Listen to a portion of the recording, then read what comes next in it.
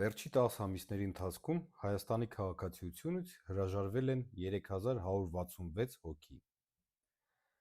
Դա ավելի քան 10%-ով ավել է, քան թե անցյալ տարվա հրաժարվածների թիվը նույն ժամանակահատվածի համար։ Ու այդ ամբողջը, չնայած դրան, որ հենց այս պահին, մինչև այս պահը 14000 Արցախի տեղահանված ժողովուրդներից ստացել են արդեն Հայաստանի քաղաքացիությունը եւ 7850-ի գործը գտնվում է դիտարկման տակ։ Եվ այո, դուք ճիշտ եք, արցախցիներին ստիպում են ստանալ Հայաստանի քաղաքացիությունը, զրկվելով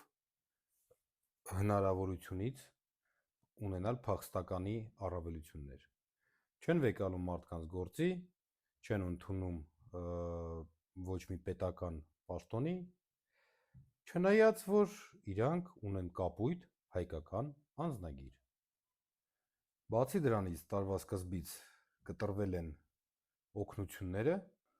նույն ժամանակ արցախցիների կտրում են սոցիալական ծրագրերից եւ հնարավոր վճարումներից,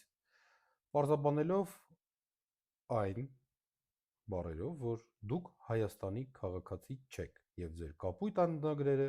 Հայաստանի քաղաքացիություն չեն նշանակում, քանի որ այնտեղ կա Արցախի կոդ։ Այդտենց բնական ֆաշիզմ, այդտենց ոչ հանդուրժողականություն եւ այդտենց ջոկողություն։